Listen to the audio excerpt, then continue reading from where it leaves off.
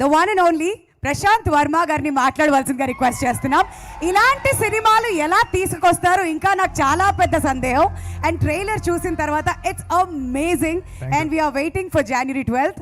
మరి ఈ ప్రాజెక్ట్ గురించి చెప్తారా లేదంటే ఏదైనా సంథింగ్ ఇంట్రెస్టింగ్ అయితే మేము వెయిట్ చేస్తున్నాం ట్రైలర్ లాంచ్లో మీ నుంచి వినడానికి. What would you like to say అండి? అందరికీ నమస్కారం అండి. ఇక్కడికి వచ్చినందుకు అందరికీ ధన్యవాదాలు. మీడియా వాళ్ళకి, ఆడియన్స్కి, మా ఫ్యామిలీకి అందరికీ చాలా ధన్యవాదాలు. ఈ సినిమా ఫస్ట్ ఆఫ్ ఆల్ మా కాస్ట్ అండ్ క్రూ అందరికీ ఒకేసారి థ్యాంక్స్ చెప్పేస్తున్నాను. ఇన్ డీటెయిల్గా తర్వాత చెప్తాను. బట్ మేజర్గా సినిమా గురించి చెప్పాలి. నేను అంటే డిఫరెంట్ జానర్స్ ట్రై చేస్తున్నప్పుడు మామూలుగా అంత ఎందుకు రెగ్యులర్ కమర్షియల్ సినిమా చేద్దామనే ప్రొడ్యూసర్స్ ఎక్కువ మంది ఉంటారు. అలాంటి టైంలో నాకు నిరంజన్ గారు కలిసి నీ ఇష్టం వచ్చిన సినిమా చేయ ప్రశాంత్ అన్నారు. సో ఆయన ఆ రోజు నాకు ఆ కాన్ఫిడెన్స్ ఇవ్వడంతో నేను ఎప్పటి నుంచో అనుకుంటున్న సూపర్ హీరో జానర్ చేయాలి నాకు ఏదైతే ఉందో చిన్నప్పటి నుంచి ఆ జానర్ సినిమా చేద్దామని డిసైడ్ అయ్యాను. సో అందరికన్నా ఇష్టమైన హనుమంతుడు, మనందరికీ తెలిసిన దేవుడు, అట్ ద సేమ్ టైం ఆయన సూపర్ హీరో. సో ఆయన ఉన్న డిఫరెంట్ శక్తులే మనం డిఫరెంట్ యూనివర్సెస్లో చూస్తూ వచ్చాము. సో ఆయన మీద సినిమా చేయాలి అని చెప్పి నేను శ్రీ సరస్వతి శిశు మందిర్ అనే స్కూల్లో చదువుకున్నానండి. ఆ స్కూల్లో మాకు చిన్నప్పటి నుంచి కూడా రామాయణం, మహాభారతం అని చెప్పుకుంటూ వచ్చేవారు. సో నా స్కూల్కి నేను అంత డబ్బులు ఏం సంపాదించలేదు కాబట్టి ఇప్పటికి ఇంకేం చేయలేకపోయాను. బట్ ఈ సినిమా చేయడం అనేది నేను నా స్కూల్కి తీర్చుకుంటున్న రుణం అని నేను ఫీల్ అవుతున్నాను. సో నాకు చిన్నప్పటి నుంచి మా సదాచారం అని చెప్పి మాకు ఒక సబ్జెక్ట్ ఉండేది. సో అందులో మాకు ఎలా ఉండాలి అని నేర్పించే ప్రాసెస్లో మాకు రాముడు ఎలా ఉండేవారు, మన పురాణ పురుషులు ఎలా ఉండేవారు అని చెప్పి నేర్పించుకుంటూ వచ్చారు. బట్ ఇప్పుడు ఈ జనరేషన్లో పిల్లలకి చాలామందికి అది రీచ్ అవ్వట్లేదు. సో నాకు వచ్చిన బెస్ట్ కాంప్లిమెంట్ ఏంటి అంటే టీజర్ తర్వాత మా అబ్బాయి అంటే ఒక ఎన్ఆర్ఐ నాకు మెసేజ్ పెట్టారు. సో మా అబ్బాయి నా దగ్గరికి వచ్చి, నాన్న హనుమాన్ అంటే ఎవరు నాన్న, హనుమంతుడి గురించి నాకు చెప్పు నాన్న అన్నాడు. నాకు చాలా హ్యాపీగా ఫీల్ అయ్యాను. సో అలా అడిగేలా చేసినందుకు చాలా థ్యాంక్స్ అని చెప్పి అన్నారు. సో నాకు అది చాలా పెద్ద అచీవ్మెంట్లా అనిపించింది. సో మన పురాణాల్లో ఉన్న ఎవరైతే మహాపురుషులు ఉన్నారో సో వాళ్ళ దగ్గర నుంచి మనం చాలా నేర్చుకోవచ్చు. సో వాళ్ళల్లో ఉన్న క్యారెక్టర్స్ని అన్నీ తీసుకుంటూ at the same time direct పురాణంలో ఉన్న సినిమా నేను చేసేంత మెచ్యూరిటీ నాకు ఇంకా రాలేదు. సో ఆ క్యారెక్టర్స్ని ఇన్స్పైర్ అయ్యి ప్రజెంట్ డేలో సెటప్ చేసి మన కరెంట్ జెన్జీకి అర్థమయ్యేలాగా, సో వాళ్ళకి ఎగ్జైటింగ్గా అనిపించేలాగా కొత్త స్టోరీస్ని బిల్డ్ చేస్తూ నేను ఈ యూనివర్స్ని స్టార్ట్ చేశాను. సో మనం హనుమాన్తో స్టార్ట్ చేసిన యూనివర్స్ నెక్స్ట్ అధీరా అండ్ ఇంకొక మెనీ అదర్ సూపర్ హీరోస్ మేము బిల్డ్ చేసాము ఈ టైంలో. సో ఇవన్నీ ఇవన్నీ ముందుకు వెళ్ళాలి అంటే కనుక ఈ సినిమా సక్సెస్ అవ్వడం అనేది చాలా ఇంపార్టెంట్. సో మేము చాలా చిన్న సినిమాగా స్టార్ట్ చేసాము. నేను చాలా తక్కువలో సినిమా చేస్తానని చెప్పి మా ప్రొడ్యూసర్కి ప్రామిస్ చేశాను. సో దాని తర్వాత ఎప్పుడైతే మేము సినిమా అనౌన్స్ చేసామో ఇమీడియట్గా మాకు వచ్చిన రెస్పాన్స్ ఇంకొకరు కొలాబరేట్ అయ్యారు. సో సినిమా నిరంజన్ గారు సరే ఇంకొంచెం పెద్దగా చేద్దాం ప్రశాంత్ అన్నారు. సో దాని తర్వాత సినిమాకు రిలీజ్ చేసిన ఒక్కొక్క మెటీరియల్ నుంచి సినిమా మీద హైప్ పెరుగుతూ వచ్చింది. సో ఫైనల్గా టీజర్ రిలీజ్ అయ్యేటప్పటికి సినిమా మీద హైప్ అమాంతం ఒక 100 రెట్లు పెరిగిపోయింది. సో దాని ద్వారా సరే వచ్చిన దాంతో ఆ డబ్బులంతా మనం తీసేసుకుందామని ఫీల్ అవ్వకుండా నిరంజన్ గారు మళ్ళీ సినిమాలోనే ఇన్వెస్ట్ చేశారు. సో ఇక్కడ ఎవరు చాలా డబ్బున్న వాళ్ళు ఎవరు లేవండి, మా దగ్గర వందల కోట్లు లేవు. ఇది చాలా తక్కువ బడ్జెట్లో మేము స్టార్ట్ చేసిన సినిమా. అలాగే చాలా జాగ్రత్తగా ఎవ్రీ పెనీ జాగ్రత్తగా వాడుకుంటూ ఈ సినిమాని పెంచుకుంటూ వచ్చాము. సో ఇది పెద్ద సినిమా కాదండి, యాక్చువల్గా చాలా చిన్న సినిమా. బట్ మా ఎఫర్ట్ చాలా ఎక్కువ. సో ఇంత చిన్న సినిమాలో మా దగ్గర ఎక్కువ బడ్జెట్ లేదు, చాలా తక్కువ బడ్జెట్లో చేసిన సినిమా ఇది. సో ఉన్న బడ్జెట్లో ఎంత ఎక్కువ విజువల్స్ని ఎలా తీసుకురావచ్చు అన్న దానికోసమే చాలా ఎక్కువ టైం పట్టింది. యాక్చువల్గా నాకు ఆల్మోస్ట్ నేను ముందు చేసిన సినిమాలన్నీ కలిపితే ఎన్ని రోజులు జరిగిందో ఈ ఒక్క సినిమాకి నేను అంత టైం స్పెండ్ చేశాను. బట్ ఆ క్వాలిటీ నేను మీకు ఇచ్చానని చెప్పి నేను నమ్ముతున్నాను. సో టీజర్ కన్నా మీకు ట్రైలర్ నచ్చిందని నేను నమ్ముతున్నాను. ట్రైలర్ కన్నా సినిమా ఒక 10 రెట్లు ఉంటుంది. తప్పకుండా మీరు సినిమాని థియేటర్కి వచ్చి చూడండి. ఈ సంక్రాంతికి సినిమా ఎందుకు అన్నది పెద్ద డిస్కషన్ అయిపోయిందండి.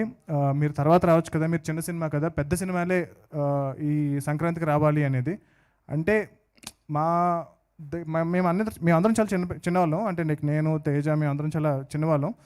సో మేము చాలా చిన్న సినిమా చేసాము. బట్ కంటెంట్ ఏదైతే ఉందో అది చాలా పెద్ద సినిమా అండి.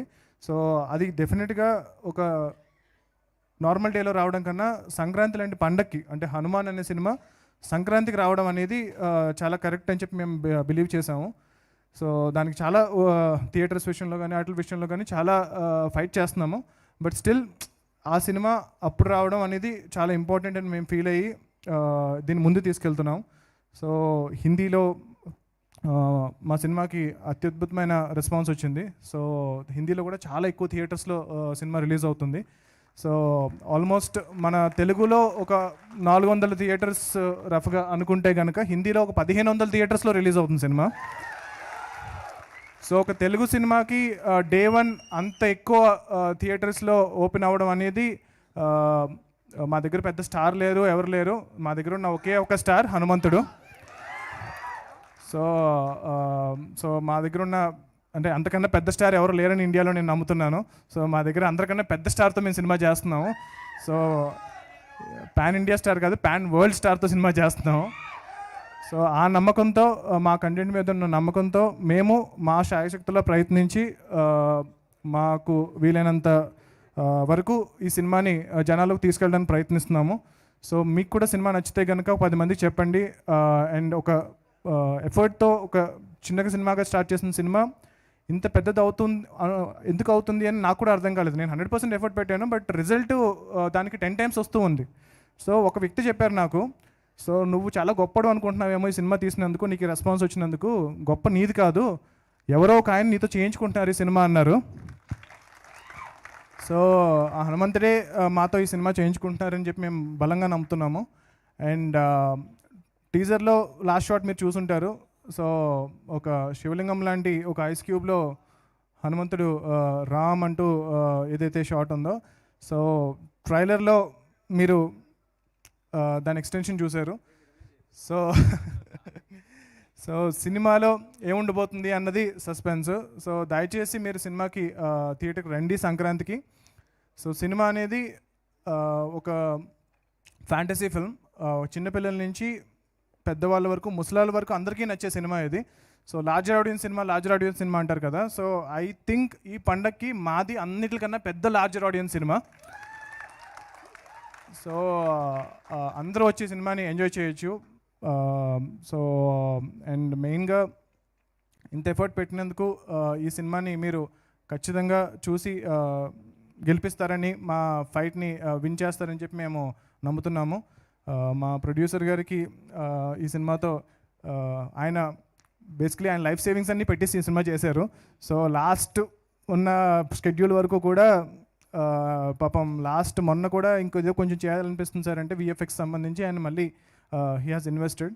సో ఆయనకి ఈ సినిమా మంచి విజయం సాధించి అలాంటి ప్యాషనేట్ ప్రొడ్యూసర్స్కి సినిమా సక్సెస్ అయితే కనుక నాలాంటి వాళ్ళు ఎంతోమంది ఇలాంటి సినిమాలు తీసుకురావస్తారు. నేను పర్టికులర్గా మేము కొలాబరేట్ అయ్యి ఇంకొన్ని మన ఇప్పుడు హనుమంతుడి గురించి చెప్తున్నాము, గొప్పతనం చెప్తున్నాము. అలాగే నెక్స్ట్ ఫిల్మ్స్లో కూడా ఇంకా మన పురాణ పురుషుల గొప్పతనం చెప్తూ ఒక ఎగ్జైటింగ్ యాక్షన్ అడ్వెంచర్ ఫిల్మ్స్ చేయబోతున్నాము.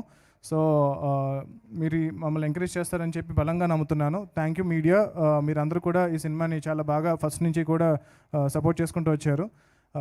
ఐ థింక్ నేను చాలా లక్కీ అని ఫీల్ అవుతున్నాను. మా టీం అందరూ ఇప్పటి వరకు ఎక్కడా కూడా not even 1 single negative comment రాలేదు మా సినిమా మీద. సో ఎక్కడ ఏ ప్లేస్లో కూడా ఒక నెగిటివ్ అనేది లేదు. సో చాలా పాజిటివ్గా వెళ్తున్నాము, సిన్సియర్గా వెళ్తున్నాము. సో ఈ హానెస్ట్ అటెంప్ట్ని డెఫినెట్గా ఆడియన్స్ అర్థం చేసుకుని మమ్మల్ని ఎంకరేజ్ చేస్తారని చెప్పి నేను కోరుకుంటున్నాను. జై హనుమాన్. ఈ సినిమా రిలీజ్ అయిన తర్వాత చిన్న సినిమా పెద్ద సినిమా అనే బౌండరీస్ అన్నీ కూడా చెరిపేస్తుంది. అట్ ద సేమ్ టైం రాబోయే సంవత్సరం హనుమాన్ నామ సంవత్సరంగా మారాలని చెప్పి మేమంతా కూడా మనస్ఫూర్తిగా కోరుకుంటున్నాం అండి. బట్ ప్రశాంత్ వర్మ గారు మిమ్మల్ని ఎలా వదిలేస్తాం అనుకున్నారు ఆ గద లిఫ్ట్ చేయకుండా? క్యాప్టెన్ ఆఫ్ ద షిప్, ఆ రెస్పాన్సిబిలిటీ మీది. కమాన్, మీ టర్న్ ఇప్పుడు. సో ఆ గద లిఫ్ట్ చేయవలసిందిగా రిక్వెస్ట్ చేస్తాను. తెలియాలి కదా, సినిమా అంతా ఎత్తిచ్చారు. ఓసారి ఎత్తండి సార్. అది సింగిల్ హ్యాండ్ తో ఎత్తాలి సార్, స్టైల్ గా ఉండాలి.